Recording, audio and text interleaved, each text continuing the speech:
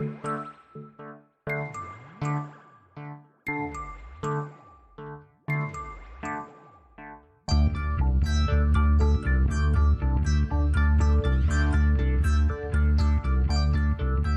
is Continuum Drag, a weekly podcast where we revisit sci-fi, fantasy, and just plain weird shows. This week, Generation X. Today we're going to be working on developing a new area of your mind. Like muscles, say just take a bit of work. The secret to all psychic power is being able to relax and concentrate. Wait, excuse me, Mrs. Frost. How are we supposed to relax and concentrate at the same time? Make believe you're playing with yourself, Kurt. Welcome to Continuum Drag, the podcast located in the pineal gland. Penile? God damn it. What's happening? Fine, that's good enough. I'm Luke, here with my co-host Jordan. What's real, Jordan? What in the show was located in the pineal gland? Not the pineal gland, the pineal gland.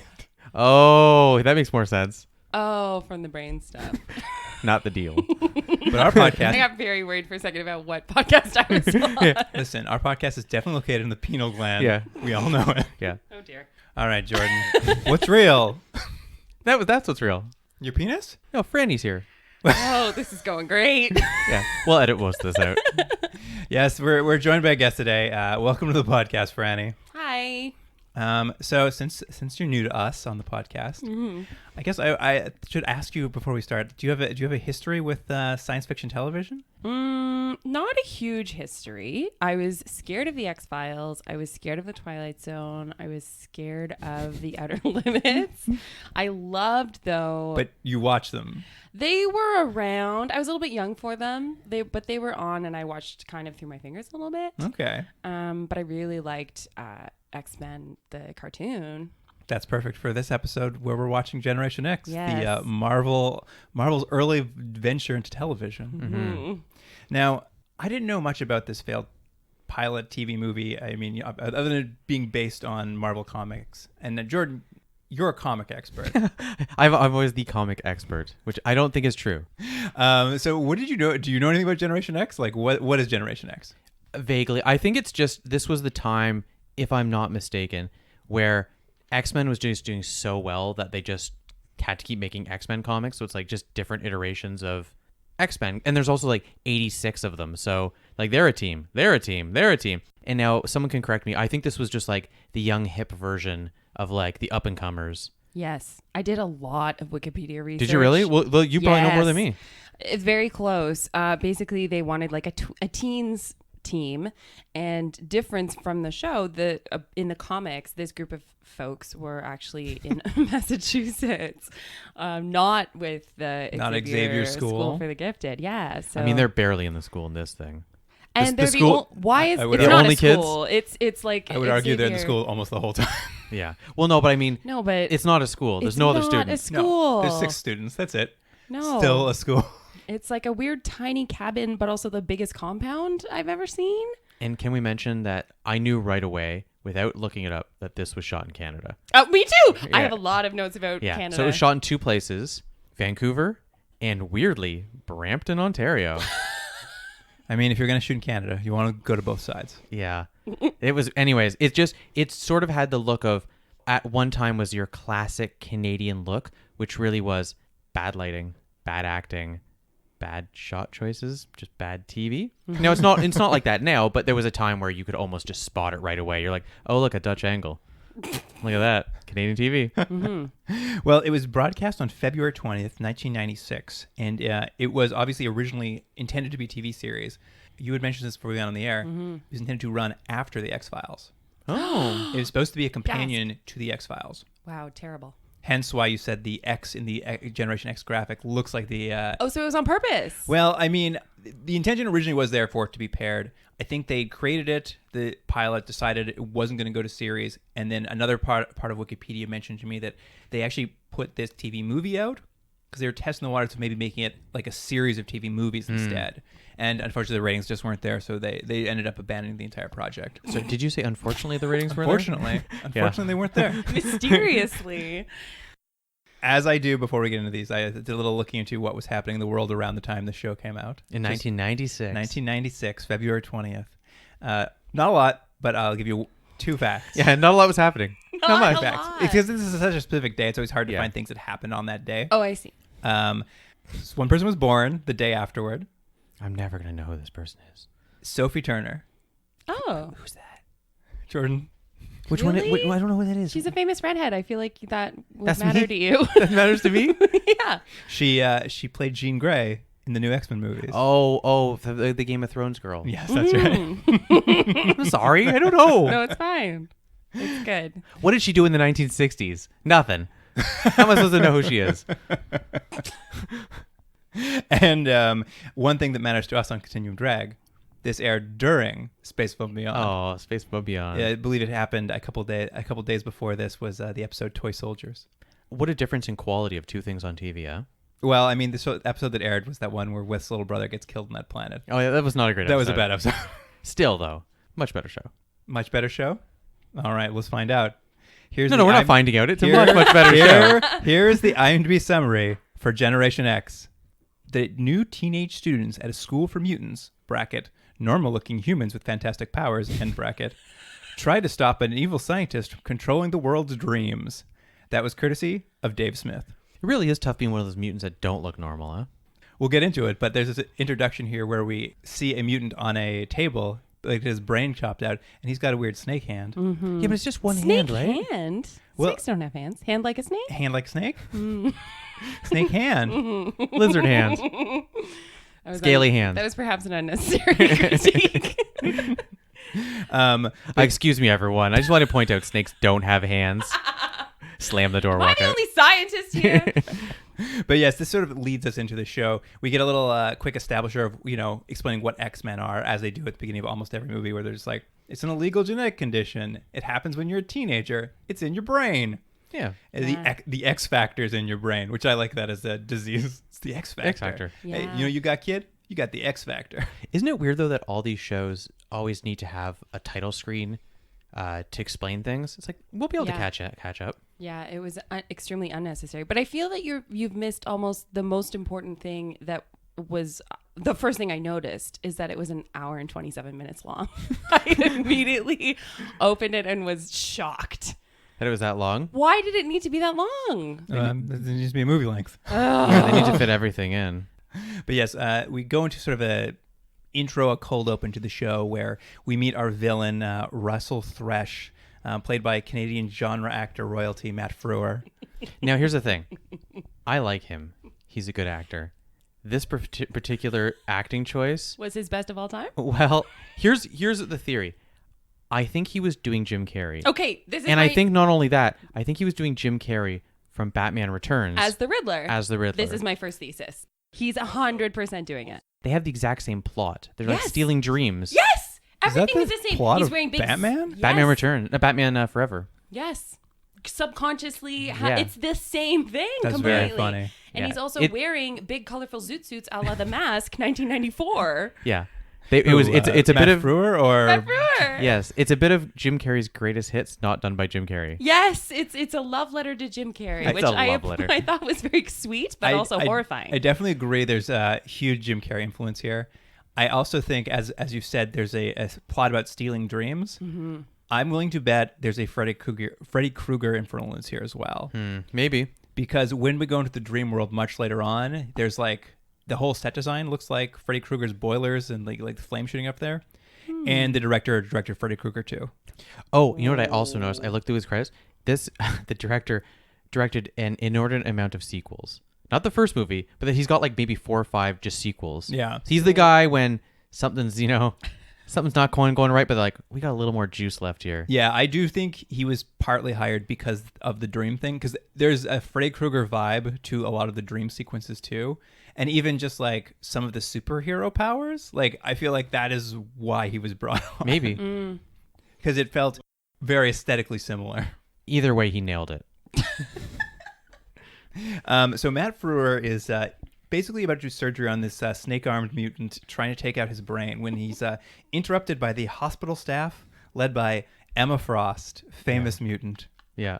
I did not know who this character was at first, even though I really liked X-Men. And so at first, one of my first notes is, did they make a White Storm? I was furious for a good minute. Wouldn't that have been a great decision? Well, they made a White Jubilee. I mean, they did make a white Jubilee, so it wouldn't have been out of the question. No, but that's what would be funny. They just were like... Everyone was white? Just whitewash the whole cast. Yes, I was very prepared for that to be happening. Well, I mean, at least Emma Frost in this opening scene gets to wear clothes she can walk in. Okay, one of my notes is also, did this as a character, I know the actor did not choose their own clothes. Are we supposed to expect that Emma Frost actually chose these outfits? Because she cannot move. Well, what it is the character in the comics wears, Well, yeah, describe the costume that she's wearing. It's kind of like a corset outfit, really push-up bra thing, but with no straps, super low cut. Yeah, it's obviously trying to show off cleavage and her figure, but I do think it's supposed to be like it is in the comics, which unfortunately are, unrealistic bodies drawn by mostly men in a very scintillating, whatever the word is. Scintillating. That's the word. Scintillating? Titillating. Yeah, titillating. Titillating. In a titillating way? Anyways. Keep your penile out of this. Yeah. Anyways. Get that gland in there. They're trying to do that.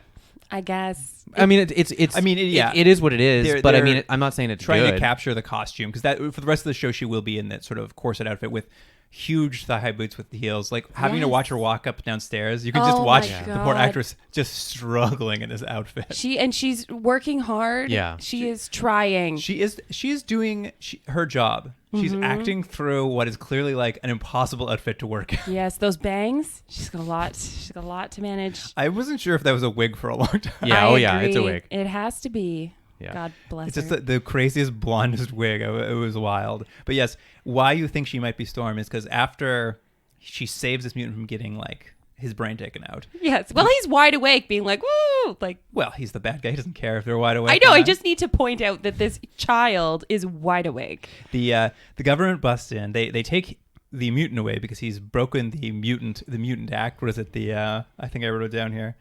Do you remember, Jordan? What do they call those things? Yeah, mutant act. Sure. Thanks, Jordan. Yeah. You're real helpful. And she's just like, well, what about our villain, Russell here? And they're like, well, I guess he's just fired. They don't want to really punish him.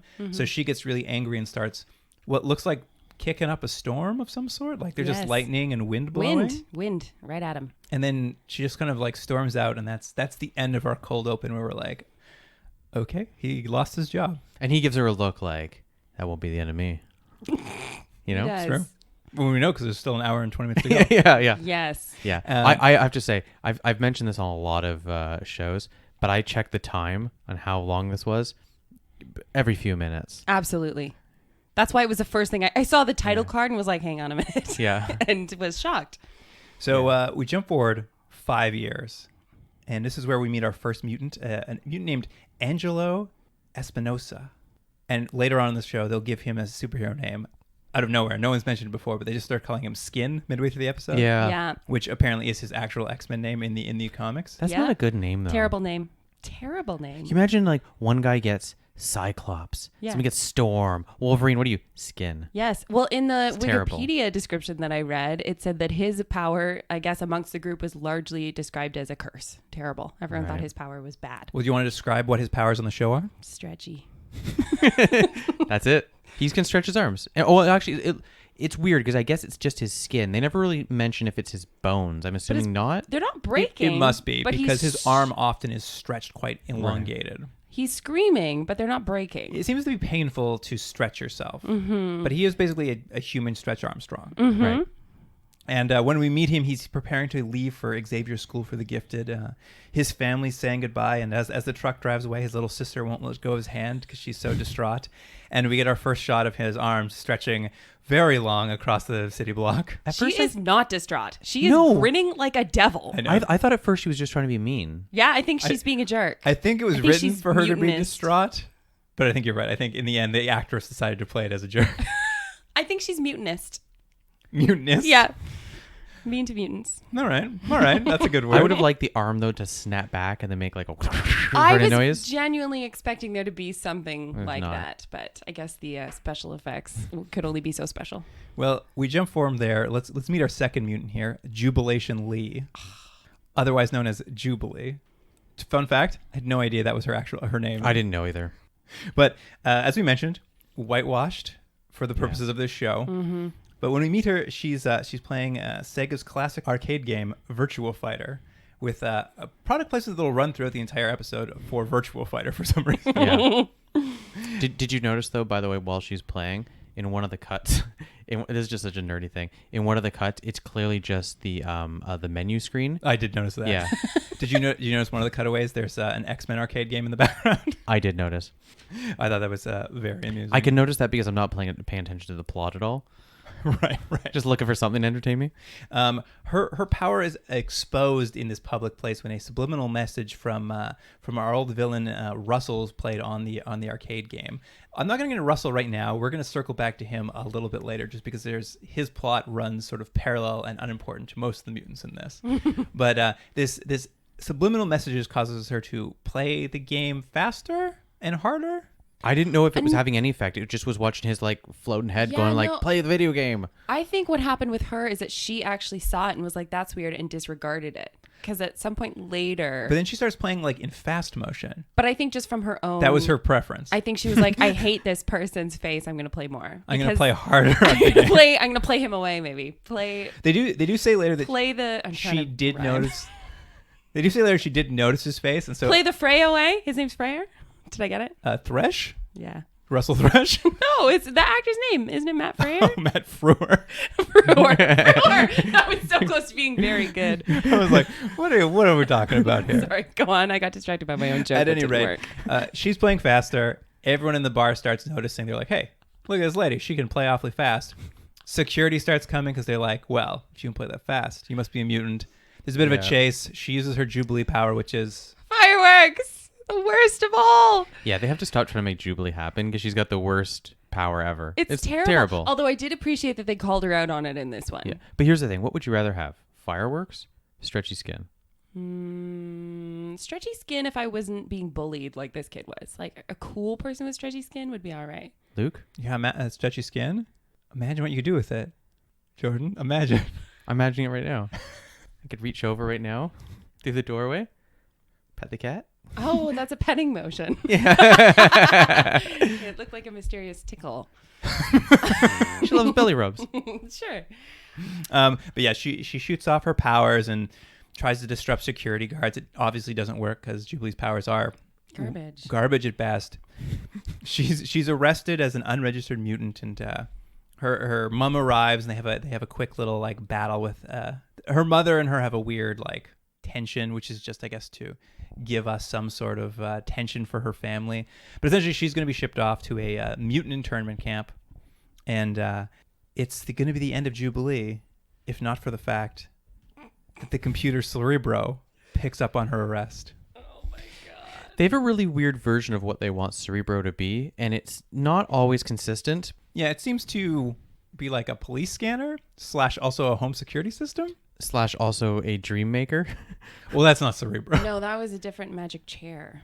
I thought it was all one and the same. No. I thought it was all connected, though. It's not connected? No. Yeah, well, shows what I know. Your punishment is you have to watch it again. No, anything but that. I'll take Jubilee's powers instead. Cerebro. The worst. Cerebro catches that Jubilee's been arrested. A mutant going to the mutant internment camp. There we go. Mm-hmm. And it wakes up Emma Frost at the Xavier School for the Gifted. When we find her soft lit in a flowing white nightgown in a romance novel for post-bed. Mm-hmm. Yeah, I wrote that because I didn't know it was Emma Frost at this point. So I just wrote, Storm, in quotes, is a fembot in a bedroom full of wall-sized computers. That was fembot. One of the... Yeah, she was like a fembot, a little robot, little plasticky robot. Little plastic... Well, fair enough. Yeah, I mean... she had the same outfit on. As a plasticky robot. Mm-hmm. Yes, this wakes her up, and she goes and wakes up our next mutant character, Sean Cassidy. Never referred to as this in the show, but I guess his name is Banshee in the comics. Yeah. And the worst Irish accent I've maybe ever heard. And not only that, fun fact, he also played Banshee in the cartoon, also doing this Irish accent. So someone listened and said, yeah, that's Irish. That makes more sense to me because it is a cartoon accent. Like, it is cartoonishly, outrageously wild. It's like if you just grabbed someone on the street and said, do an Irish person, That's what it sounds like. Mm-hmm. Like there was very little effort put into this. Yes, and what is Banshee's power? He can, I guess it's supposed to be yelling, is some sort of projection of his voice that also blows people over. a Everyone's power sonic- blows people. It's a sonic scream. Sonic Scream. Yeah. I love that band. There we go. The early stuff. His bedroom, I was really struck by these bedrooms, and I was quite disappointed they didn't come up again. But yours weird though. Is this where she comes into him in bed? She comes into his room, and his bedroom is like in the middle of a room. There's a giant fireplace. I have a question. I thought he was sleeping on a couch in her bedroom. No, No, it's his own room. He has like a Game of Thrones style theme bedroom. Okay. Quite prescient of him, actually.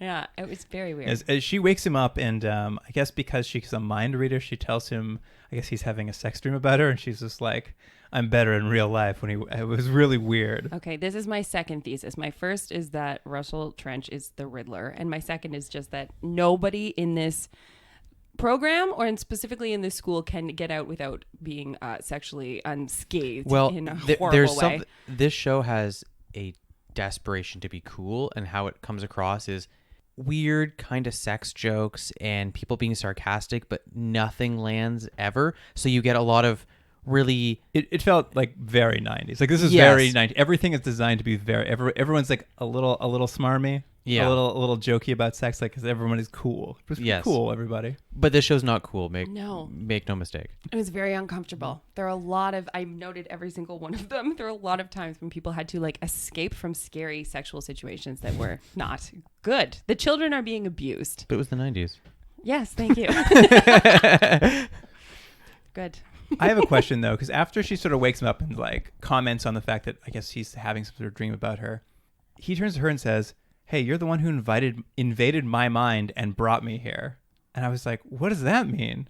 I think it's to the school. Like, I think from the comics, they become the leaders of this thing, and I think it's through her. So he's there against as well.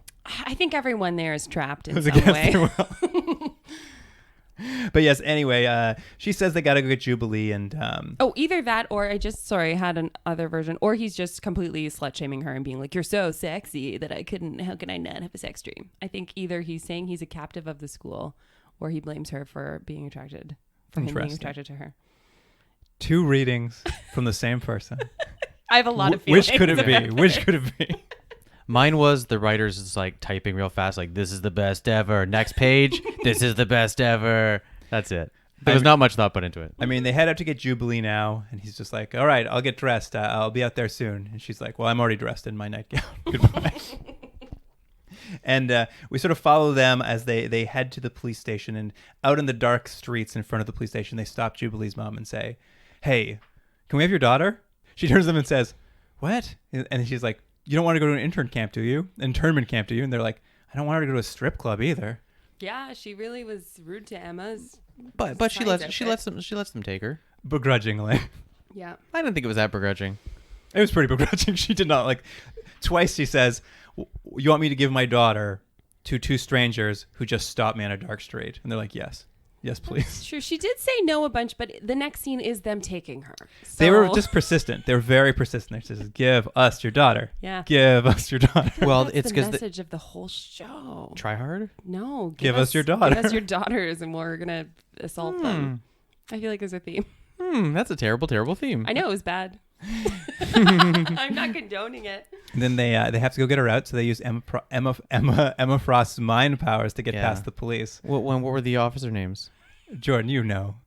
You were so happy when it happened. Officer Your Hoot- favorite band. Yeah, my favorite band, Officers Hootie and Blowfish. Now, if Yeah. there's any joke in this show that has not aged well, it's that one.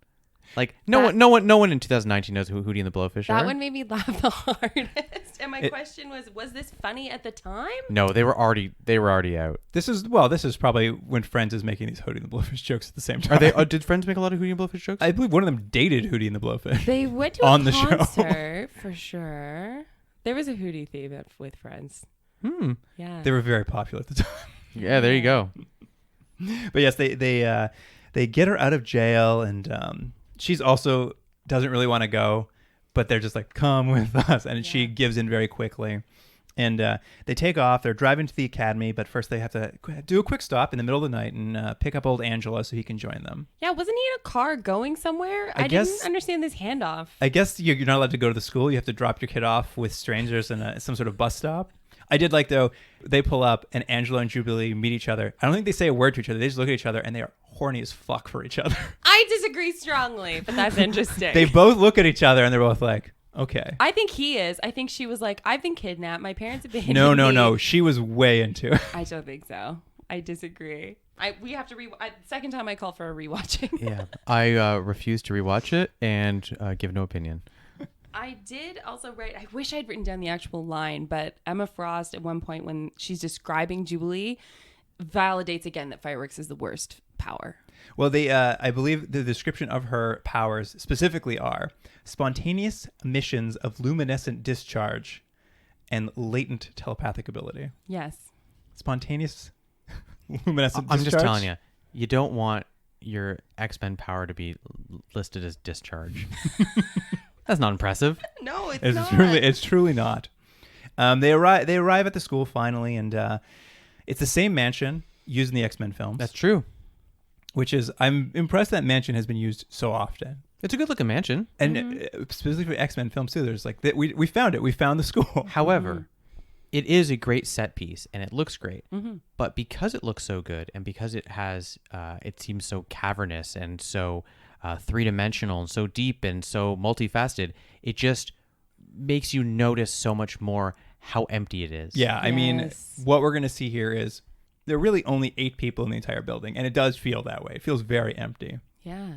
But the first thing they do before they get to introduce the rest of the students is you need to be sort of checked into school. You got to be scanned into Cerebro so you can be processed into the school. This includes 1 retina scan and 1 completely nude body scan. Yeah, that was weird, right? Absolutely. I actually thought they were still doing the retinal scan, so my note was, wait, why did she have to take her clothes off for the retinal scan? Yes. I mean, That was like, the first experience of children. we've all had this happen to us where we went for retinal scan. Well, Jubilee, to be fair, they're like, Jubilee, go stand behind that screen. That's where it happens. And they're like, don't worry, no one can see you. But then Emma Frost comes in and just stands there as she takes off her shirt and just stares at her breasts. and also, Stares right and at also, what's his her. name? Ronaldo? Angelo. Skin? Angelo. Skin. Yeah, Skin. He's also pervin. Well, Absolutely. He's a perf from day one. Well, Skin's over there. He's a teenage boy. He's like, oh, she's naked over there. And he's smiling. And Emma turns to him and says, you're next, handsome. Yes. So everyone gets Emma gets to take a peek at what everyone's packing. Everyone is abused in this place. Yeah. The first thing they do is strip them down, and nobody's like, yo, can you... Even her, like, comment on him is... It's such a gross way to correct that behavior. It's a wild time in 1996. Oh, it's horrifying.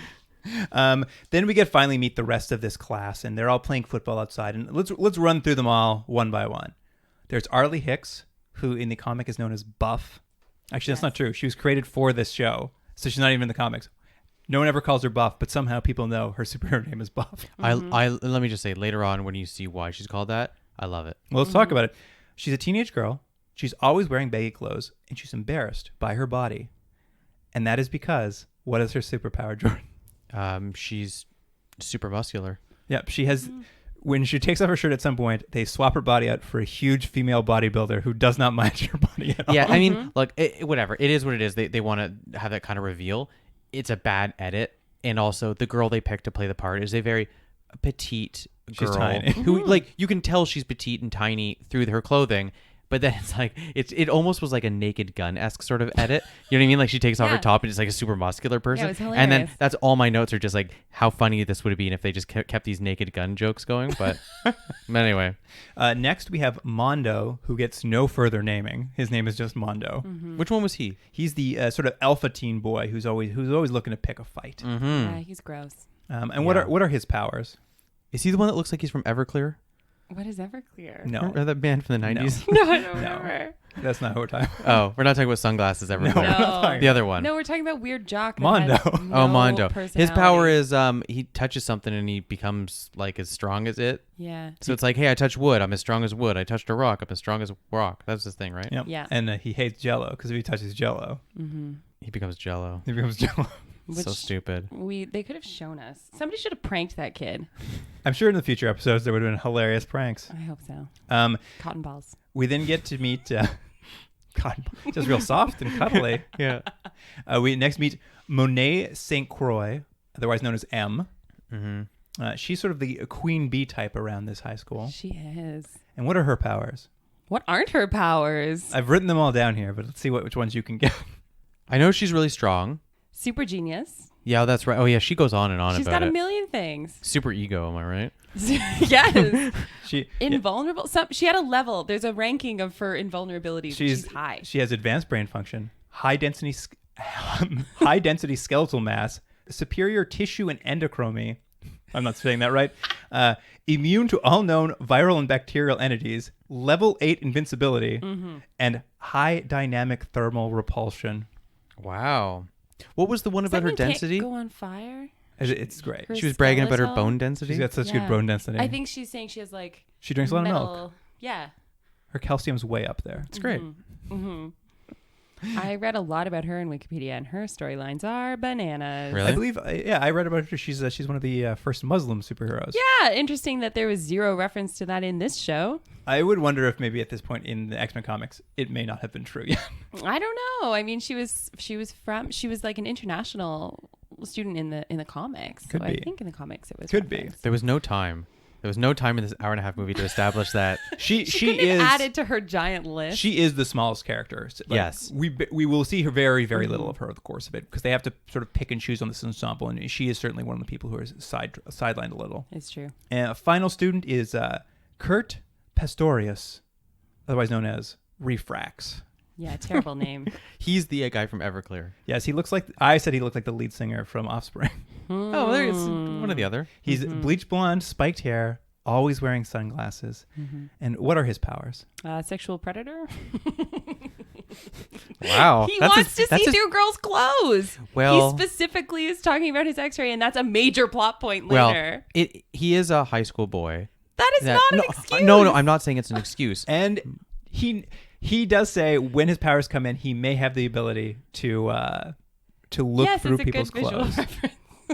On this audio medium, Jordan's showing us visual references. I want everyone to see what Everclear looks like. Everyone can see it, and we all agree. But yes, his powers are, at this point in the show, he can milk glass with his eyes. Yeah. Right. So I guess he kind of has like a Cyclopsy kind of thing going Yeah. on. I thought he was going to be a little junior Cyclops, and he wasn't. I No. was disappointed. And there's some sort of basically they have a theory that at some point when his powers get started, he will be able to like see through things. Like he maybe have some sort of X-ray skill, but at this point he has not been able to like hone that. He's skill got good yet. eyeballs. He's got great eyeballs, so he protects them with sunglasses, Yeah. day Never and lets him night. out. Yeah. Don't let those puppies out. But yes, it's here they have their sort of first meeting on this football field, and there's a lot of teen posturing. Everybody's like kind of standing up to each other and like trying to see who the big man on campus is. Yeah. Which they ask by, I wrote this line down. So Mondo's like tough guy, and Skin and Jubilee are new. And he asks Skin in like such a tough voice, "What's your dazzle?" And me, dazzle is the most threatening I've ever heard the word dazzle in my life. Some good slang. What's your dazzle? Should we change what's real? What's real to what's your Do you dazzle? not even remember what happens on this podcast? Sorry. I can't remember. We have issues. But yes, I'll start off with Jordan. What's your dazzle? And then you can ignore it as always. Yeah. I'm sorry, Jordan. I'm needling you too much. No, it's okay. All right. But yes, this kind of starts off there. There's a little bit of tension there, and let's sort of talk about what the day-to-day life at this mutant academy is. I'm going to break it down to a few things. We see these over the course of several scenes, kind of what life is like at the academy. The students get to learn how to use Cerebro. They're responsible apparently for processing data that is part of their school training. I would say get to use is a kind way of putting it. It seems like they are mandatory, like forced slave labor, yeah. slave labor to be security guards after 6 hours You're of supposed being in to the building. be a security guard and log data as it comes in. Yes. We'll see a moment where they do a bit of a training simulation where they fake an intrusion while Skin's using the computer, and like they're like, "Everybody's dead, they're coming for you," and then someone puts a gun to his head, and then it pulls out and it's just like, "Oh, this is just a training simulation. We're just seeing if you're any good with the computer." Yeah. My question was, what was he going to do about that at the like? I didn't understand what he's supposed to do. They just wanted a training sequence. Just want to stick a gun on his head. Yeah. Yeah, I think it was to show him that he didn't know how to do it yet. And like, obviously he was like, it's day 2, man. Like, Yeah, I I just- failed. I just got Of course here. I failed. They're like, you really didn't know how to use it. And he was like, uh-huh. Yeah, it was bad. Point proven. Well, I mean, and I'm sure going to go through this, but what we kind of established, I never understood what they're learning at all. Like, is this supposed to be a real school, or is it a specific school for their powers? Because they kind of imply it's the latter. little bit But of- they all have different powers, so why do Yeah. they have other mutants with different powers teaching them? I was like, this doesn't make any sense. No. Who's funding this school? Mike, I wrote down, where's the funding? I agree. Yeah, well, Xavier's not there. No, I know. Clearly he's not. He's on vacation. He's on vacation this whole He's episode. taking everyone else with him. yeah, all the characters you know and love. Oh, they're on vacation. It's very strange. Don't worry, Jubilee's here. Well, you speak about training Barf. their powers, sort of. And now, I'm not sure if this is supposed to be a stand-in for the Danger Room, perhaps, the classic Danger Room of the X-Men comics. But we cut to a point where they're all like doing physical workouts, like someone's in a gyroscope just flipping around. Yeah. There's like climbing walls as far as the eye can see. No, that climbing gym got a lot of use. And I just was just like, I guess this is kind of their. Was that a joke? No! Yes, it was a joke that it was in the movie. I'm just Yeah. laughing hysterically at how many scenes they were in a climbing gym. Yeah, At one point, they'd like traveled through time and space via climbing gym. they need it. It's a big gathering space. You can fit everybody in there. But yes, I'm only laughing at a gym. did you like when we get to see Mondo's powers working while he's climbing the Yeah. the wall? That's one of the greatest moments of this show. Well, it was weird because, you correct me if I'm wrong, he's climbing. He's climbing the climbing wall. Yeah. and then someone just flings like a log at him. He trips a trap, Oh, is that what it was? Oh. and then it is like a classic forest trap, a log on two ropes that swings out at you on like Endor or It's something. a Kevin McAllister sort of trap. But what I love about it is how they set up the shot is you see a log coming, then you see the actor in close up turn his head to look at it, and they hit him in the face with a log, and then they cut to a wide shot and the log explodes. But in that close up, someone threw a log at his face. Like you'd think they'd like have it hit his body or something. So he can, whatever he touches, he can be as strong as that. So He grabbed the rock just before it hit him. so you know what I actually thought? And I are dumb. Yeah, we're both dumb. I actually thought as soon that split second when the wood touched him, he Oh, also he got became wood, wood and hard? it broke the wood. You thought that too, right? Yes, and I was like, why? Yeah, Why? I was like, why is that one wood stronger than the other wood? No, you It's one birch. you get to see him grab a piece of rock, so he's like, Oh. you're supposed to gather. He's become rock. Well, I don't know. hard now. Of the three of us, Oopsie. 2 of us didn't think that. So I think he Oopsie. became wood. Yeah, I think he became a wood versus exploding wood. All right, we'll go with that then. Great. We get to see Emma's a bit of a teacher to them. She's there to kind of develop their minds. I guess her psychic power. She's there to help them build theirs as well. Or psionic. What kind of powers do mutants have? Brain powers. Yeah, brain powers, Okay. X. penal powers. I mean, they've got some great penal powers. Part of how she does this is she's like, we're going to train your brain, and she pulls out some sheets of paper, and Oh, yeah. she has magic eyes on them. I didn't get this whole thing. So they're supposed to stare at the magic eyes and get a password. But the whole thing is she's there to try and train their mind. She gives them a textbook to study about mutant metaphysics. It's something she wrote herself while she's working for the government on her dream projects. And the kind of whole thing they're establishing here is that if mutants get strong enough, they can open the dream world, which is like an alternate dimension from our own. Like there's this whole thing about where she's like, I'm going to train you to use your mind to access the dream web, which is this alternate dream world. But what was Yes. weird about It's it very was Scott Pilgrim. it wasn't as if they're all psychic mutants. She's a psychic mutant. Yes. And they're just mutants with stretchy skin and eyeballs that let you see naked ladies. Well, what was that? Why do they get to dream travel? I think that's the only reason why that magic eye scene existed, was to show that Jubilee is Also good has those. at psychic things, Right. and then Angelo's secretly good but not telling anyone because he's writing down the answers Yes. but not outing himself as That's true. He secretly is. He's more than just some stretchy skin. Mm-hmm. He's got a brain, Is too. this the scene where Stretchy they brain. have one of my favorite lines of the episode where I don't know who the character is, Luke. I'm sure you wrote it down. They said, "I'm giving you genius and you're giving me jock itch." Yeah, that's the line. I Yeah. missed that line. Yeah, there's so many of those. That's my favorite one though. Oh, very good.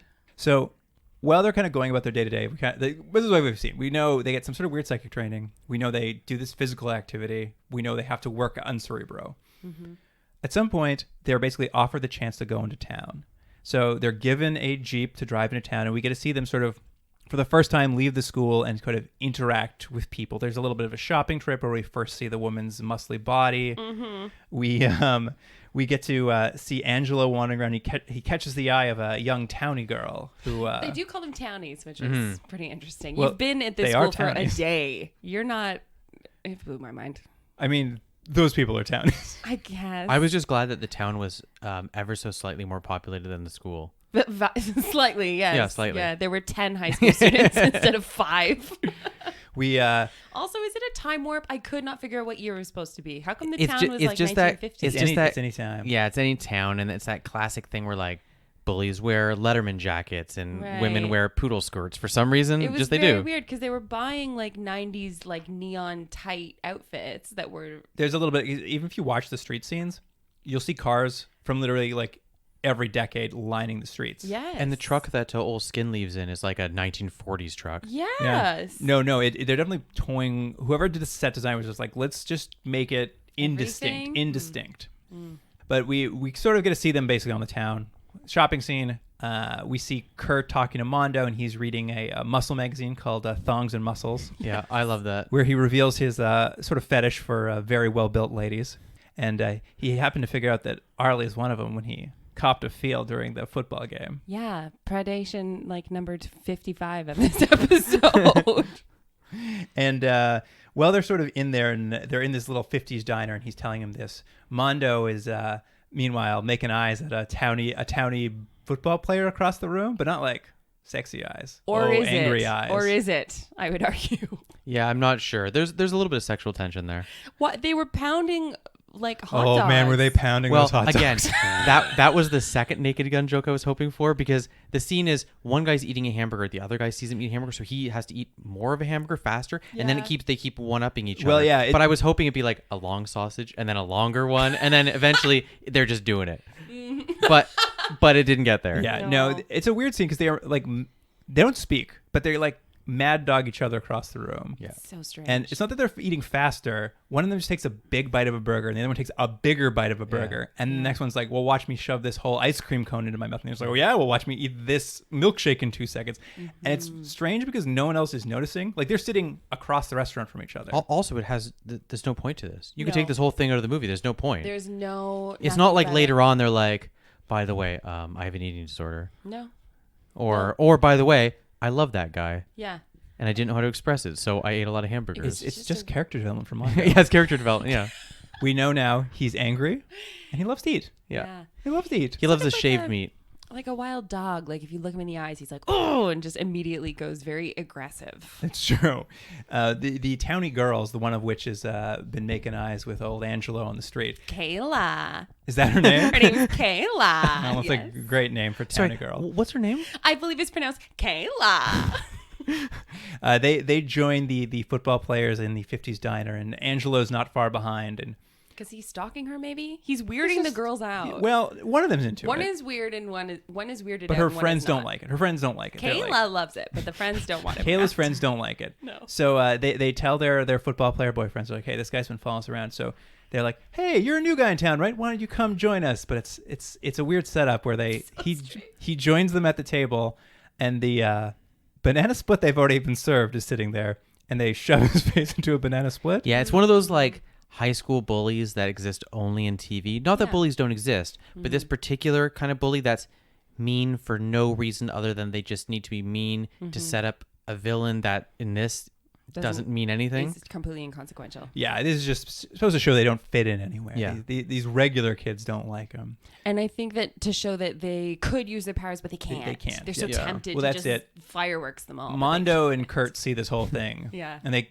don't do anything, and neither is Angelo. They all accept. It's like, hey, this is a special privilege to be outside of the school. And you know what? No fight backs. As a mutant, sometimes you get your face put in ice cream. Say, hey, it's a treat. Yeah. Get a little ice cream out of it? Yeah. Yeah, Can he stretch his tongue really far and like all over his face like a cartoon character and wipe it? That would've been Absolutely. He great. absolutely can. I And promise that might you have been he his can. only recourse based on his power. All right. Now that we've kind of talked about the life at Mutant Academy, I'm going to segue us off because we haven't talked at all about Russell Thresh, the villain of this piece. Zoot suit. I have so many notes. Because it has been 5 years since he was fired by the government.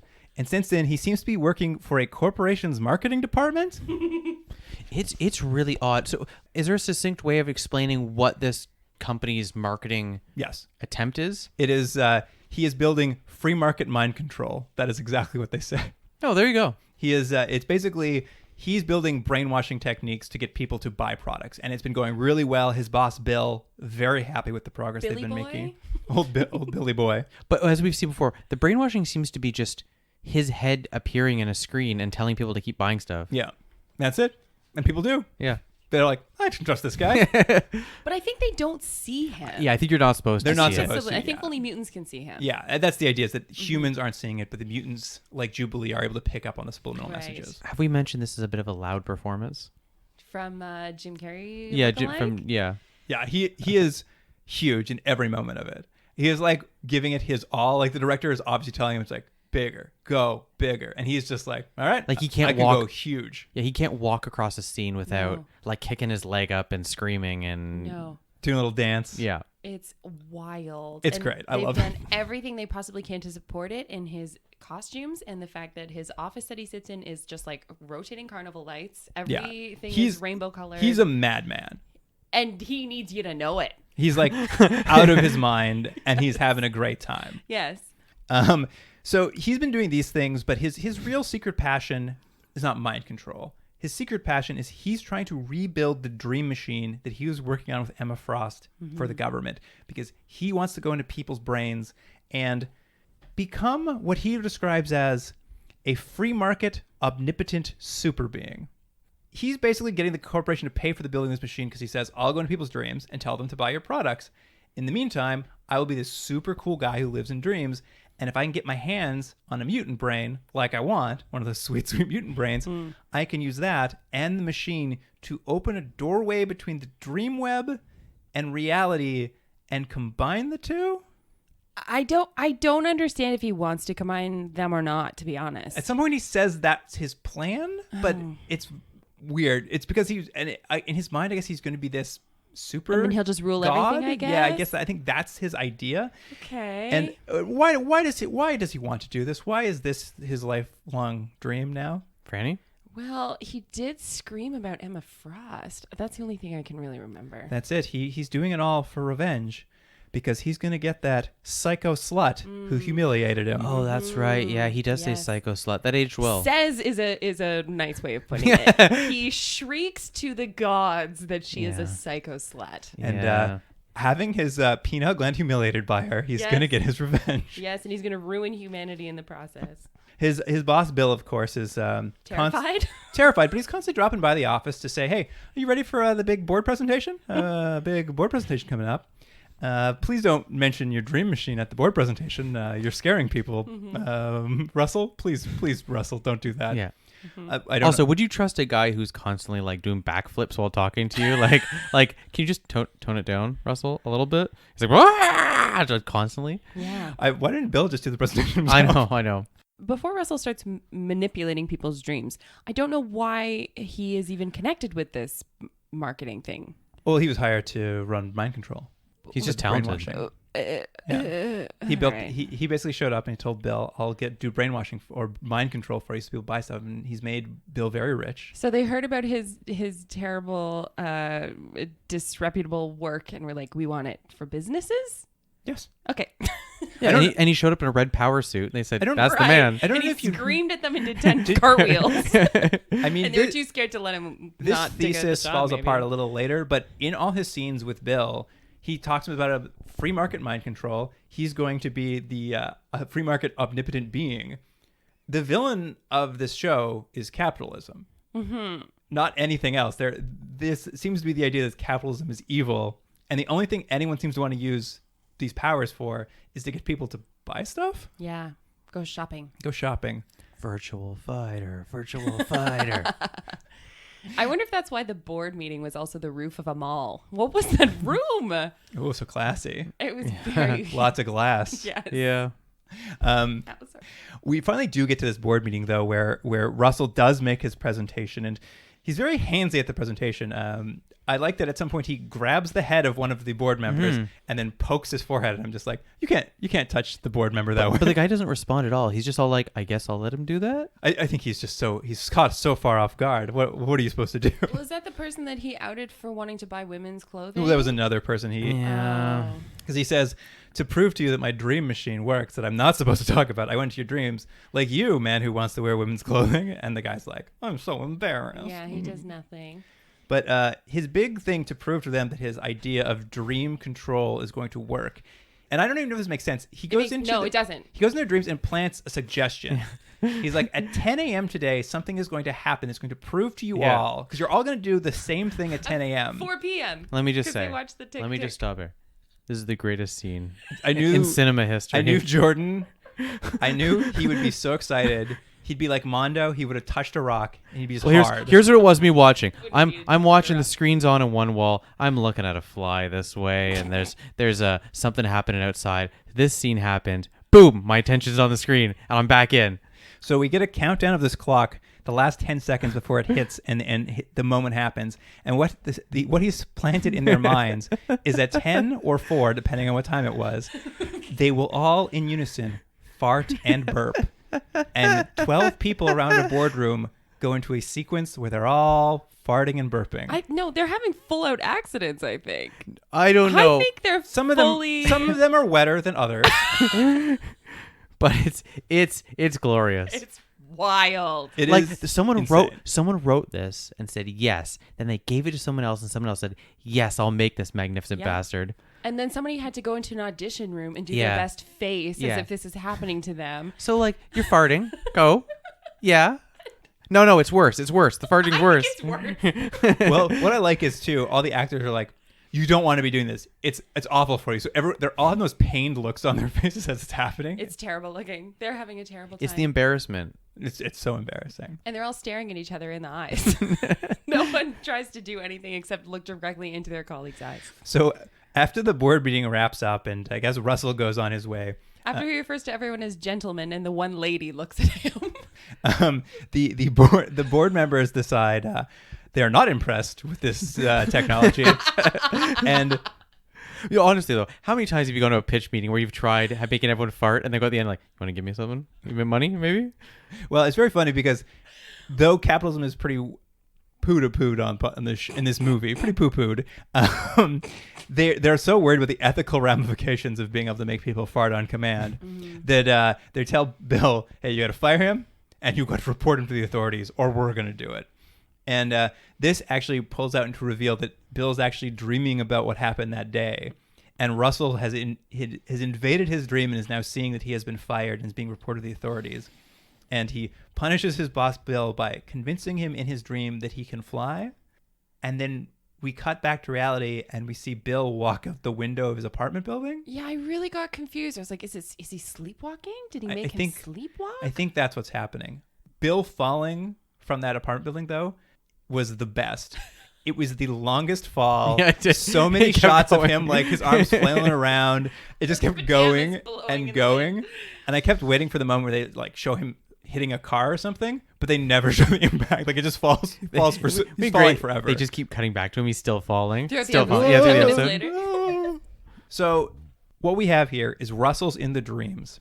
We can finally dovetail after all this time. Our two plot lines are finally going to come together because back at old Xavier School for the Gifted, Angelo's on computer duty with Cerebro that day, logging all that data.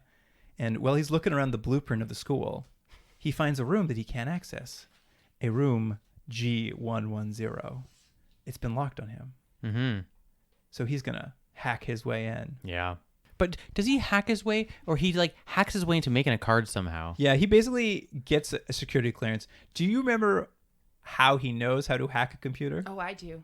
No, how does Please, he? how does he please tell remember me. it? It's my favorite. Because he did emails for gangsters. Yes. Whoa! I don't remember that line. picked- I had so many Gmail jokes I couldn't even contain myself. He picked up this trick running email for the Barrio local gangsters. Yeah. Wow. He He was running the email. he was running email, Mm. and so that's how he knows how to hack a computer. Mm-hmm. Checks out. Yeah, he's a street tough, but he's smart, you know? So with this key card, he goes and checks out this locked room to see what they're hiding on him. And inside, they find Emma Frost's dream machine. Which looks just like a dentist chair. I thought it was a sex chair. Whoa, interesting. Make some awkward dental visits. Yeah, I was going to say, we've had different lives. Well, Jordan goes to a dentist that puts him out every time. With this dream machine, he goes and he recruits Jubilee to come test it out with him because they're the only friends each other has at the place. And Jubilee goes in first, and she wants to go check on her parents' dreams and find out why they hate her so much for sending her to this school. I got really excited we might see an Asian character in her dad. I thought so. We did Yeah, not. we didn't. Oh, really? Yeah. I did not think that was going to happen. Yeah. No, but I got a question about this scene. So basically, it's her and the parents are basically like, we don't love her, whatever they're saying. It doesn't matter. Well, they don't say that. They say they love her, and they say they miss her. It doesn't matter. And it makes it up to her. Inconsequential. But they're seeing the scene. But is he talking to the mom? In a picture? In a photograph? Yeah. Because they're just in 'Cause dreams. it's a They're in their dream, dreams. man. They're Oh, that's what it was supposed to It's be. a dream, man. They're in their dreams. So she's in, Oh, I don't know it's if she's in stupid. one of their dreams. She's in one of her parents' specifically. dreams. Yeah, it's unclear which one. I'm assuming the dad because he was the one not in a picture, but it is unclear which one. It's unknown. It doesn't really matter. Nothing matters. No. Russell will show up and creep on her a little bit, and so she jumps out of the dream machine. She's a little freaked out. I did not understand how they can see each other in the dreams, which Well, is really a core element. They're in the dream web, Yeah. which is another dimension, and since he's transported himself in, and they're both basically two people just walking around. How do you find each other? Yeah, I mean, it's... There's so many dreams. I think the idea is it's just so strange for two like consciousnesses to be in there. They're just attracted to each other. Okay. You're helping the plot out. I am helping Yeah, the plot out, but you're I being kind. that is I felt was the idea is that like you can't go there and it's a small place. Okay. Angelo will then take his turn next, despite warnings not to go in because there's a creep inside of there. Mm-hmm. He'll go take a little peepsy in on his town of girls' dreams. Yeah, gross. Yeah, he's unfortunately a little bit rapey. They Right? all are. Yeah. This is the clearest example, but it's consistently throughout the thing. I think they're grooming us so that when this happens, it's not as awful, maybe. Yeah, maybe. Classic 90s. Mm-hmm. While he's checking out his townie girl, Russell shows up and he's like, "Oh, hey, how's it going? Oh, you like that lady? Want me to go ask her out on a date for you?" And he's like, "Would you do that?" And so he's like, "Yeah, yeah." And he walks in. He's like, "Hey, go on a date with my friend." So I didn't understand, though. The point is to convince someone in a dream of a decision they'll then make in real life? Yes. Okay. It's planting subliminal messages. You're planting a suggestion. But don't they still remember the dream? No, it's Inception. Because it's subconscious. All right, whatever. Jordan, it's Inception. All right, yeah, that's great. It's totally kosher. However they say that later. They got it's totally kosher. I don't remember, but I believe it. I wrote it in caps. Oh, good. It's another good slang. Dazzle, Yeah. Kosh. Yeah, dazzle It's kosher. kosher. We hop back to the real world here, and Russell's being arrested while he's in this dream machine. Oh, right. So he's chatting with Angelo. He's set up a nice date for him. He's going to have a nice date with this young lady. But the cops show up to arrest him, I presume for the murder of his boss, and or I guess the board reported him. But Yeah, he got arrested for forcing people to fart. yeah, classic. Misdemeanor. Yeah. So Some sort of kidnapping, body napping. they don't know his consciousness is in the dream web. So they pull him out of the machine, and we cut back, and Russell's getting like pulled through a wormhole back to his consciousness, but old Stretchy McGee grabs him and pulls him back in the dream world, and Russell's consciousness is separated from his body now. Mm-hmm. He's now a purely dream being. Yeah, and he gets to do a lot of, when you see him in real life, he gets to do a lot of eye blinking acting. Mm-hmm. Yes, his character is like in a waking coma of some sort, his real body. They like take him to some sort of psych ward, some minimum security psych ward. Yeah. And we won't talk about him again, but what is up with his orderly? The orderly's I don't remember creepy the too. orderly. Everyone's creepy. He like... I started really Googling the orderly who for, came like, was like, point. "Eat your food, why don't we?" And he's like jamming the food in his face, and he's being all creepy about it. And then he at least has 3 scenes where it's like is he molesting him? Like that's almost what they've I'm glad implied. that you I finally don't- have clued into this messaging. I don't think that's what it is, because what happens when he walks in, he's just like I'll get you by the end he of it. he yells he yells at the comatose body for faking it. yeah, He's like, "I don't want to feed you. I know you're faking it. Feed yourself." Like he's basically just like doesn't believe anyone in his place has Yeah. what they say. I think he might be molesting him. I wouldn't be surprised at all. Well, The introduction to the fun, safe school where all the mutants get to hang out and play together is a strip search. yeah, Yeah. perfectly normal. Everyone's I mean, I went to school in the groped and- 90s. I'm That's so what happened when I went to school. I'm so glad we still do the retinal scans before guests come on this show. Anyway. Did we go to the fair yet? Well, this is where we're headed, basically. Okay. I started kind of losing track of what was happening. Because he's basically trapped in the dream world.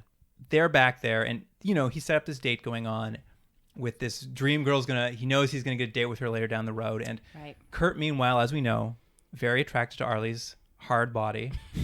He's got those big muscles. Her muscle and thong. He asks her out to go to the carnival in town. It's a classic carnival. Very sweet. There are rides, there are games, there's food. It's all there. Let me give this to the show. For a show that the vast majority of this looks really bad, the carnival looked all right. Looked like a carnival. It was at least populated. You recognized carnival games, so I was like, okay, this is for once is something that Their actually town looks okay. scenes are all full of people. Like, that's the thing. It's like, it's just their weird interiors where there's just not enough people in them Yeah. to sell the idea to school anyway.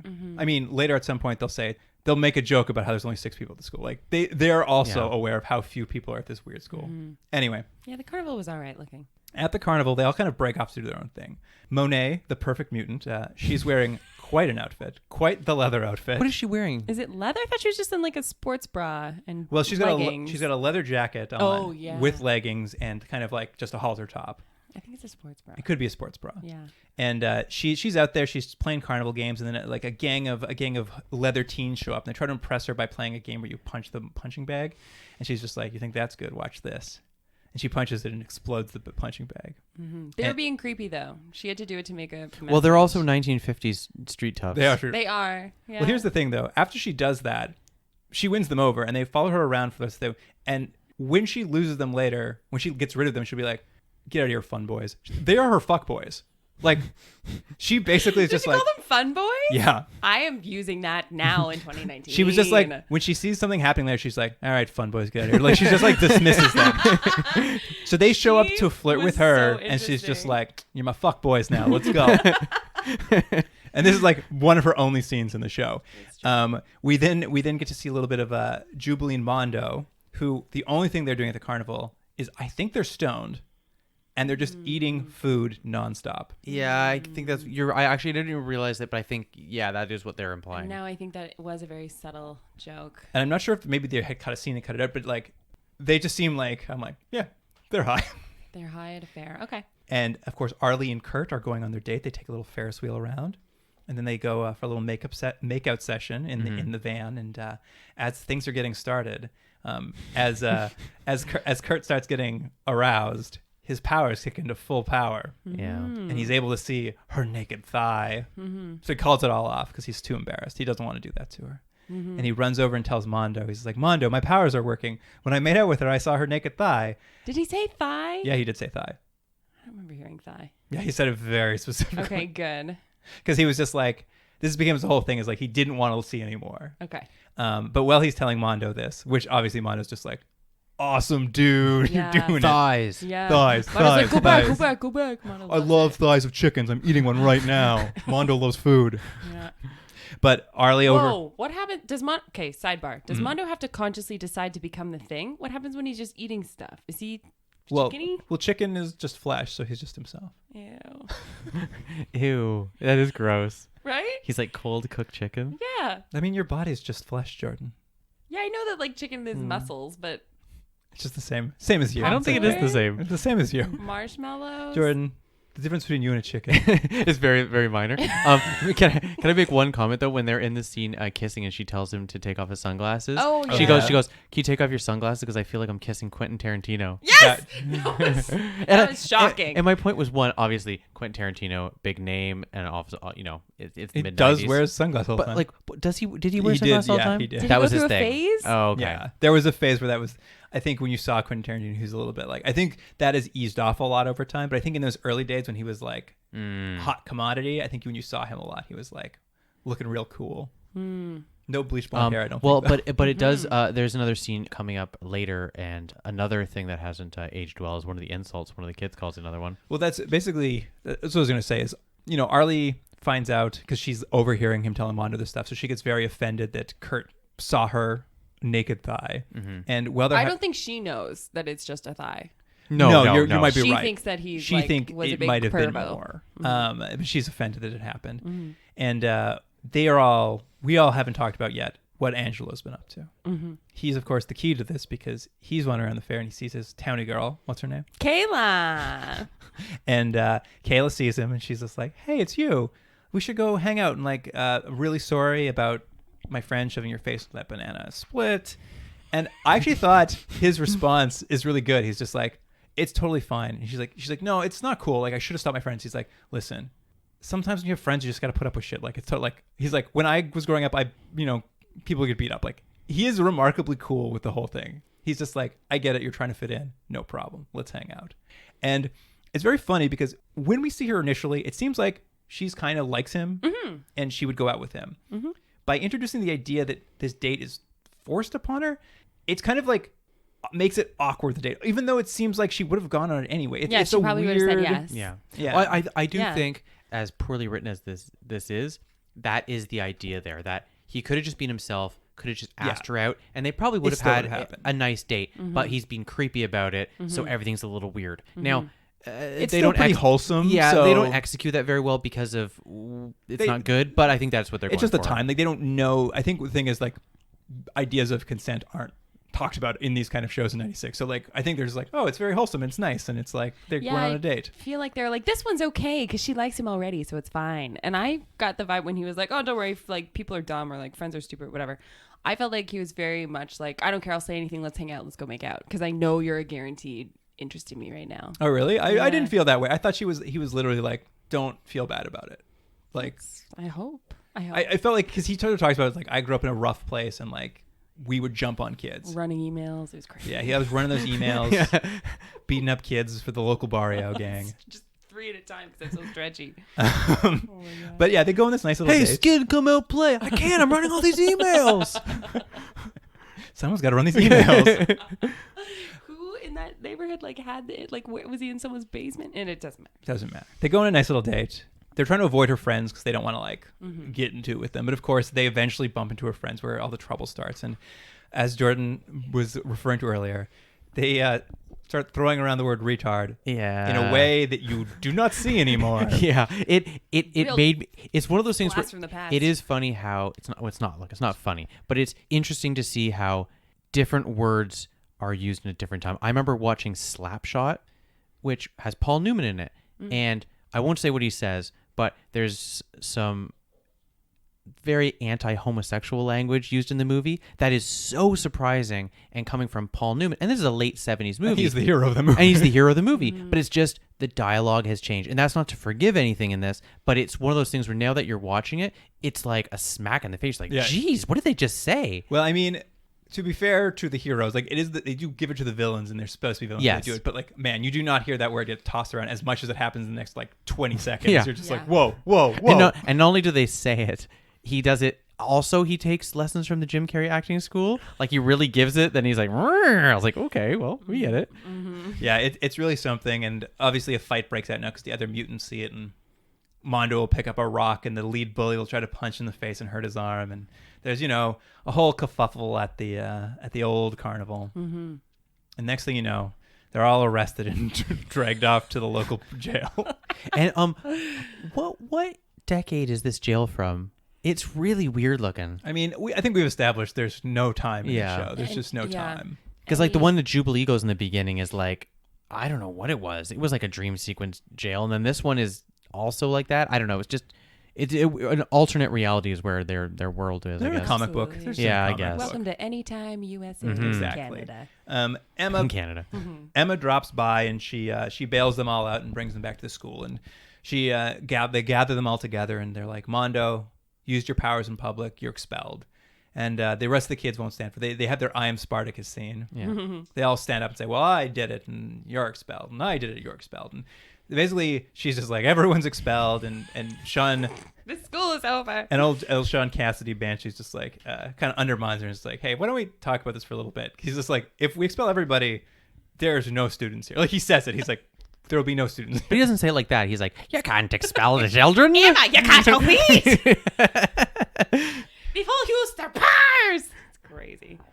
But what I did like was Emma's just like, I'm being so hard on them because I've killed students before and I need them to like get along with each other. And I was just like, you've killed students before? Did she say kill? Killed. And I was just like, what? I think it was a screaming accident. He accidentally screamed them No, to not death. Sean. It was Emma. Oh, it was Emma. Oh. Well, she Oh. mined them to death. She just- With a little pickaxe? Yeah. A little mining? Yeah. But yes, there's sort of this scene where they all stand up for each other and they're in trouble, but that's what it's going to be. Of course, what's really weird is they've all just gotten so much trouble, and then like they all go to their dorm rooms, and Angelo is like, I got to go sneak into that dream machine and finish my date. Yep. He hops in the dream machine, pops into her dream. They go on a fun date in the jungle, do a little dancing, have a good time, Yeah, they do that. have a little kissing. Yeah. I'm making an unpleasant But face. here's what I didn't get though. The whole point of him going to the dream was to plant suggestions in her mind so she would like him in Not real for life. him. Not for him. He didn't know that was possible. But what does it matter if he's like kissing her in a dream? It's not real. I think it feels real. But it's not real. All right. I think I gotta talk to Skin a little bit. I think I'm gonna have to call him up Yeah. and have a chat. I think he's just wants to have this experience with this girl, whether it's in Real or real not. life Yeah, okay. or it just It was, feels like real I think, life. yeah. I don't think he cares. I think it was like, I'm going to continue the date we had, and we're just going to go and have a nice time. Mm-hmm. Of course, since he's in the dream world, he attracts Russell back to him, and Russell shows up and kind of like was like, "Hey, how's it going? Thanks for trapping me in the dream web. What are you up to?" And If only he spoke like this, it'd be so much quieter. and what kind of comes out is Angelo sort of, it tells him, he's like, "Oh, I don't use my mutant powers to get here. I have Emma Frost's dream machine." And up to this point, Russell's like, "Oh, I thought mutants could just pop back and forth. You got a dream machine? You got Emma Frost's dream machine? Well, tell you what. If you just detach the helmet part, you can come past the minimum security hospital I'm in, and you can put my consciousness back into my body. That'd be swell." And Angelo's like, "Listen, I'm not going to break into any minimum security anything, so I'm afraid you're on your own." And Russell, he's not going to stand for that. And this is where he starts going into kind of Freddy Krueger territory. Yeah, is this where he pulls out his younger sister? Yeah, he basically, he's like, he threatens basically, "I'm going to torment you in your dreams if you don't do this." And he's like, and if that doesn't work, and he pulls his Yeah. little sister into the dream with them and turns to him and says, "What, Jordan?" I may be wrong about this. I genuinely I think I blacked What this I heard out. was him saying, "I'm gonna mind rape your little sister." Yes, he says, "I'm going to mind rape your little sister." I literally have no And memory of then- that. I blacked it out. And then he licks her face. Then he looks at your face. Yeah. Where was I? Yeah, it's bad. It's really, and it's It's for, what I said the whole. I didn't. Okay, I made this argument without even remembering that part was in there. for a show that Fucking is grueling trying very us. hard to be sort of PG-13. This is really, really dark. Well, this is PG-13 in '96. Like, this is the thing: is when Yeah, maybe. the language, the ideas of like just the ideas of kind of like how boys and girls get along, like all this stuff.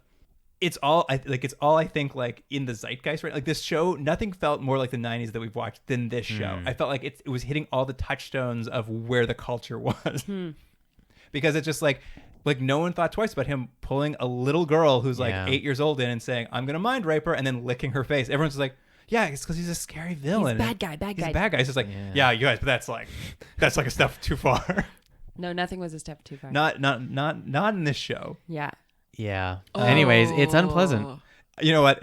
I was just like, this is the craziest thing I've ever seen in my life. I understand why I forgot it. It really erases the score. The extra point I was going to give it with the farting scene, like that's gone after that one. So What Angela, if I could convince you they really were shitting? Oh, that's 3 points. Yeah. after this threat, Angela of course complies. He sneaks out of the school and breaks into this minimum security prison and like gets Russell's brain back into his body. And once Russell's back in, he's like, "Great, thank you so much, my mutant friend. I need one more thing from you.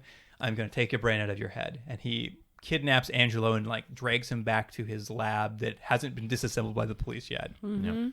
Ties him down to the to his like chair or whatever he's going to do to take his brain out, and says, "All right, I'm going to take your brain out first thing in the morning. See you later." Yeah. Yeah. I think later on, when old Skin talks to someone, I think he says he's going to do it at dawn. Yeah, it's first thing in the morning. Like, Yeah. When he means first thing in the morning, he means literally the first thing in the morning, dawn. well, he does. I think he actually says he's going to get up at the crack of dawn Yeah. and do it. Oh wow. And I mean, this is all just to give like they need time for some sort of people to come save him, because if he just took his brain out, that's the end of the episode. Yeah, I guess. he dies. It's over. Angelo now. See you at dawn when I'm at my best. When I'm at my best, he'll Yeah. be the. You don't want to do brain surgery at your worst, No. or brain surgery, just taking a brain out. I guess you can do that at your worst. That's fine. What Just about grab it. what about when you're mind raping someone? Oh, well, that's in a dream world. You can do it anytime. Yeah, I think time doesn't matter. Nothing matters. You're always at your Yeah. best when you're mind. Oh, jeez.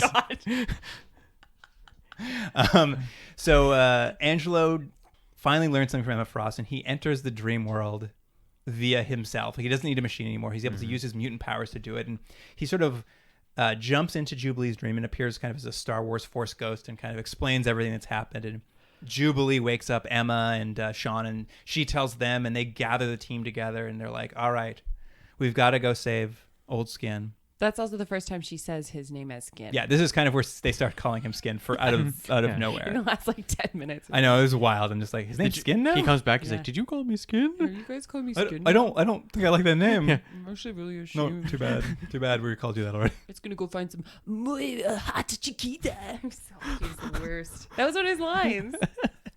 Gross. What did the Irish guy sound like though? Oh, don't you know? That's it. So Bigger. So- Irish Jim Carrey. So Emma basically has a plan. They're going to get the whole team together. She's going to use her mutant psychic powers to open a dream to the door to the dream world, and then suck the building that Russell lives in into the dream world, so that they can surprise him without him knowing he's in the dream world. It's a good plan. It's very complicated, but this is what's going to happen. Yeah. They open the door and they all sort of stream in, and we cut back to, The door is very Beetlejuicy. I guess it's dawn now, because Russell's standing over Angelo with a drill, basically about to shove it into his eyeball. Yeah. And he's like, wait, stop. Angelo, I need to tell you something. You have a terrible haircut. And he pulls out a razor. He's like, so before I cut out your brain, I'm going to give you a haircut. Mm-hmm. Oh, are you circumcised? Mm-hmm. Yeah, that's one of those hilarious jokes. Yeah. He's gonna circumcise him with a razor. So the joke is, it's not enough. Explain it to me more. It's not enough What's that he's gonna going to take out his brain. He's going to take the scalpel and also take his foreskin. And tell me again. Yeah, it's It's wild. the show is so, I don't even know what the word is. All the dialogue is just so gross and mean-spirited. Very mean-spirited and extremely sexually charged. It's Like extremely sexually charged. anytime they Yeah. can make anything that's already bad also into some sort of sexual abuse, they add that element. If they can, they throw it in. But I think that's just.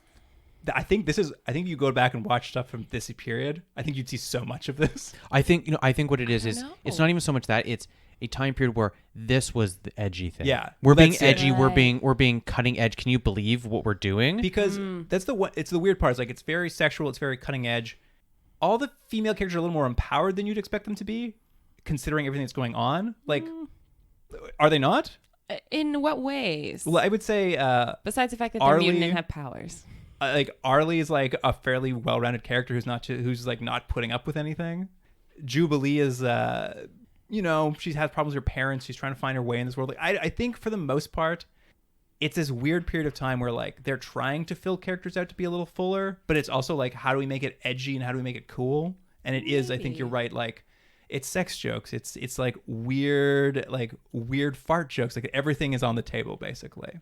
Except, I would say, though, that outside of Jubilee saying, hey, Skin appeared to me in a dream, and everyone immediately knowing what that means, a lot of these characters are sexy lamp characters where they could just be replaced with a sexy lamp and it would not change the plot, I don't think. Like, what's Arlie? He could make out with I disagree. anything. I mean, I would say Emma for sure. Like, she's the one who's like hypersexualized. Yeah, she's hypersexualized, But I but would- she has more impact. Mondo's on the not a plot. character. Kurt's not a character. I would say the strongest characters we see in this episode are probably Angelo, Jubilee, and I think Arlie has probably the third in that ranking.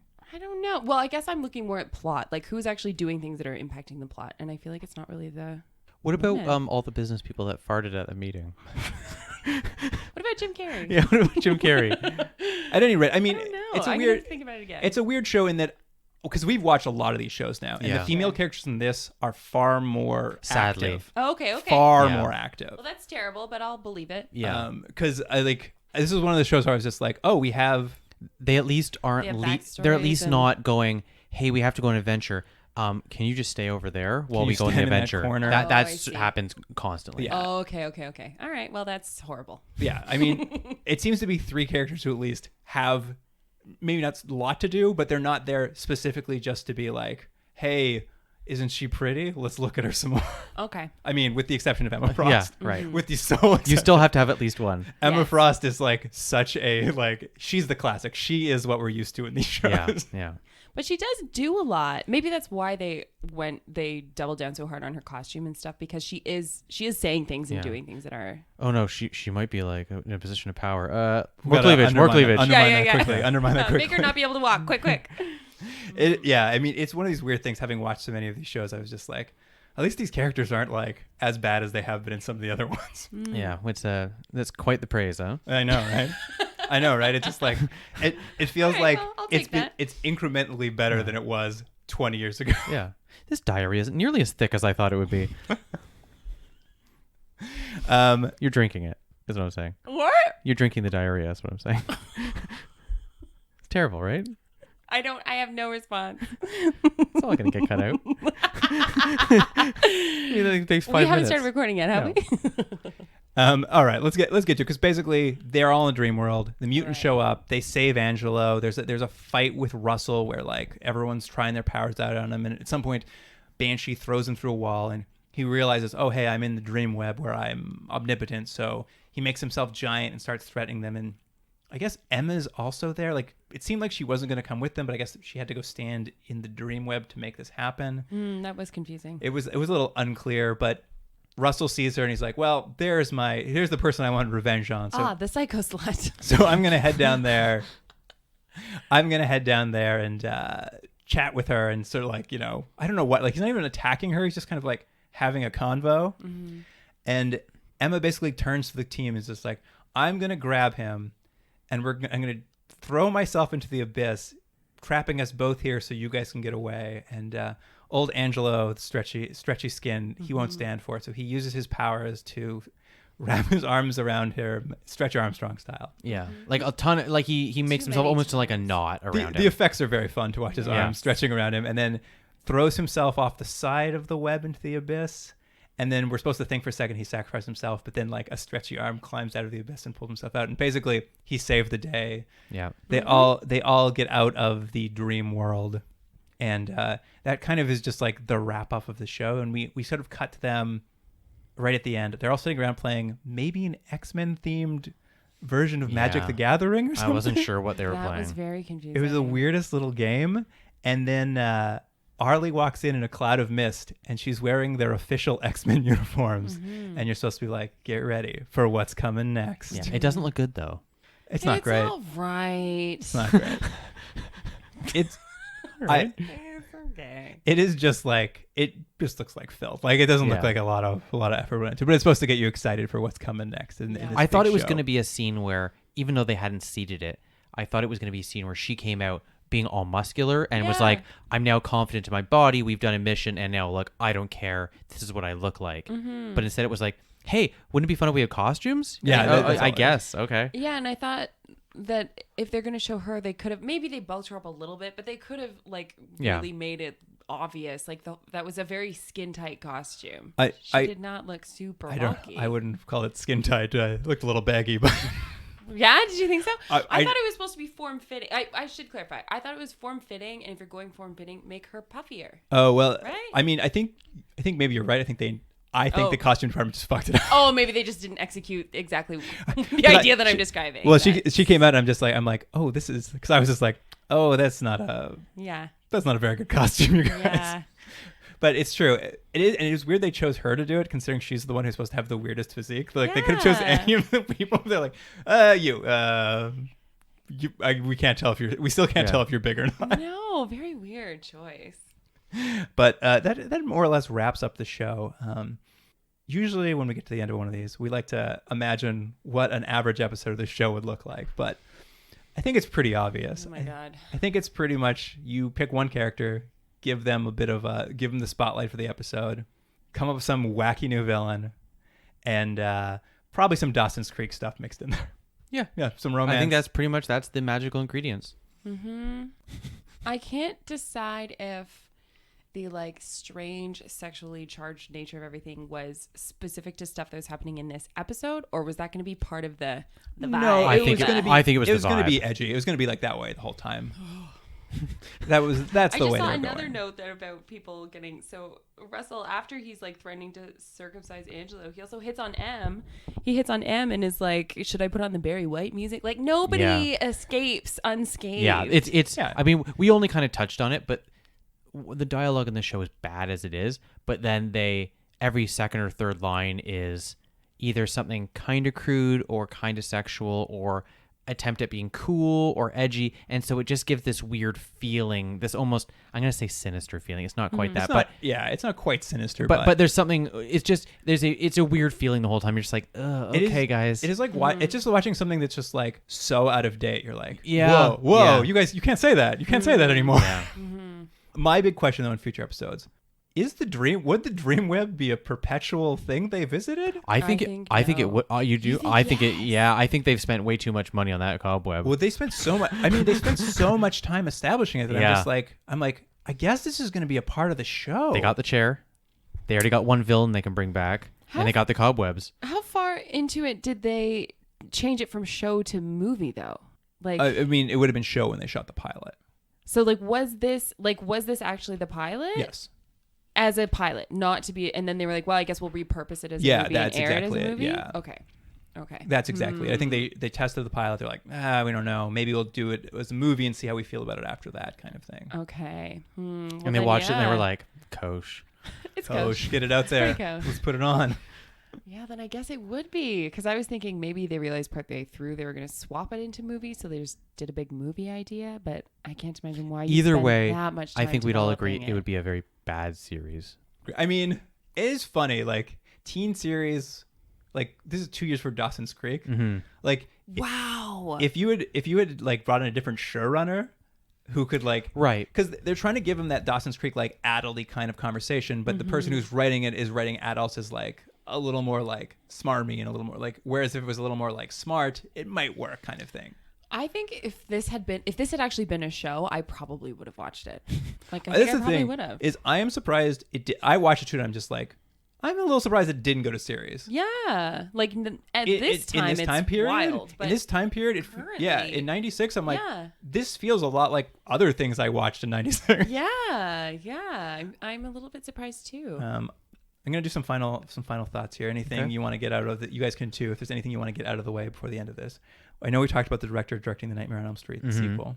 Do you know what else he directed? That No. matters to us. What? He directed the Omen pilot, Oh, really? which we watched. Yeah. I think I like the Omen pilot better. Interesting. We didn't talk about it at all, but there's a weird quick scene where there's a talking head pundit comparing the mutants to the AIDS epidemic. Yes, there was. I was like, that's wild. They were wanting to be saying something. It's like someone really wanting to show that they're intelligent, but not taking the time to do any research on what they were talking about. And I even feel that's probably lifted out of the comics. Like, Yeah, I, maybe. I would guess Could that be, yeah. just because from what I read about the Generation X comics is it was literally aimed at Generation X. Like they were like, how do we make an X-Men with the same attitudes and kind of preferences as the people who are this age today? Yeah. So I feel like probably when I see elements like that, I'm like, okay, that was probably a plot point in a comic that someone just like pulled out entirely. That seems reasonable. Anyway, all right, you guys want to rate these? Rate this episode? Oh. This TV Yeah. pilot. We do it IMDb style since that's where we pull so much of our information. So it's out of 10. Okay. And generally, we like to think about it like not necessarily quality because a lot of the stuff we watch is obviously terrible quality. It's more the idea of like, is there something entertaining in here? Something that you enjoyed? Is there something you think other people might enjoy? Like that's kind of where we pull the percentage out of. Okay, If that okay. helps you pick your thing, and if you want, Jordan and I can go first. Yeah, you guys go first. I have to mull it over. Jordan, what do you think? I mentioned the things I liked in this. I liked the two guys eating and maybe having a relationship while they're eating. I liked the farting scene. And that's it. I'm going to give this a 1 out of 10. 1 I out of 10. absolutely hated this. Amazing. Hated it. It's one of the least favorite things I've ever watched. And you like Space Rangers. Space Rangers is so fun and way better than this is terrible. I thought this was such a weird time capsule from '96. Like I was just like, if I wanted to show everything that was weird and wrong and bizarre about 96, I could point to so much of the show. That's true. It's an 8. Wow. I was just like, this is the wildest ride. Everything, like, I'm not going to defend their choices. Like, there's a lot of terrible, weird stuff, but like, but if you want to see terrible, weird stuff, here it is. It was wild. Yeah. He licked a girl's face after threatening to mind rape her. I was just like, what is happening here? They stripped children down, and then Emma Frost stood there. I'm just like, this show is out of its mind. Sounds like a 1 out of 10 to me. I was entertained nonstop. Oh, wow. Oh, you know what's funny? This has come up a few times, Luke. Before we get to frames, you and I are seeing these things very different sometimes. Like I hated it. I thought it was so tough to get through and so boring and so gross, and I hated it. I hated every minute I felt of that it. way about Space Rangers. I know, and I loved Space I Rangers. loved Space Rangers. I thought it was Interesting. mean-spirited, stupid, and like annoying to watch. And you just described this show. I would say we completely had seen these completely differently. Yeah. My gut instinct is to give it a 6. Meet us right in the middle. I can't believe a Because- 6 and an 8. Well, I don't know. A 6 in that, first of all, I would say no one watch it. Like, I don't think anyone should, or no, let me clarify. Watch it for 10 minutes. Get a sense of it. Like, get a sense of what's happening. You have to see this impression of the Riddler. It is amazing. It is. That's true. It is a great. Truly wild. Like, truly wild. If you watch it just from just watch it alone from the perspective of this is a human man who is an actor that is doing this on purpose, it is shockingly interesting, but it's appalling also. So I have to give it a 6 because of the same, like the wildness gets it up there, and just those choices. Those I've never seen anything like it, except for the Riddler. So you know, if they just took that on like the DVD cover, they just have your quote, "I've never seen anything like it." Like, what a great review. I mean, it'd be accurate. I've never seen anything like it. And mine just says ... farting ... Yeah. Mm-hmm. I gotta say, you remember, what's funny to me is we watched the Justice League movie, which I gave a 1. It's just like such wildly different takes on comic book ideas. Yeah, that's true. Well, that was a similar time period. Probably like a 3 or 4 year difference, right? But they really wanted it to be like Friends, and this they really wanted it to be like, I don't know what it was. They wanted like somewhere between a Tarantino thing and like something like that. Whereas that one was like Friends meets Power Rangers. Whoa. Yeah, it was bad. If they had made them, even if they had tweaked it so that they weren't teens, like make them like a university thing, I think it would have been a lot. You just aged stronger. if you wanted just to them age them up up just a slight little bit. Stop specifically referencing that they're like 15 years old. That's babies. Did they reference they were 15 years old? Somebody did because I wrote it down. Oh, cool. Jubilee is 15. How old was the sister that got mind raped? She was like 8. 8. She looked little. 1. 1 out of 10. Yeah, no. Only if just watch the first 10 minutes to see this impression. It's wild. All right. Well, Franny, thank you. Wow. Fanny. Cut that out. Franny, thank you for joining us. Oh, I'm so sorry that I chose this for us all. Well, I mean, you made your bed and now you have to lay in it. I did. It was hard to. And listener, if you have any thoughts on Generation X, you can email us at continuumdrag@gmail.com. There will definitely be a million GIFs and videos from this show because it comes fast and it comes furious. Yeah, and like a lot of the shows we've watched in 5-second increments, this will be a fun show. You're going to get a lot of the greatest moments, the greatest hits of this show. So you can follow us on Twitter and Instagram at Continuum Drag. And that's about it. So thanks for joining us, listener. And Jordan, see you next week. See you then. Continuum Drag is recorded in Toronto, Ontario. Theme music by James Drexciedler. Produced by Jordan Delic and Luke Black. Special thanks to Aaron Yunes, Adam Wheatner, Jeff Hanley, Jane McRae, and Stephen Packard.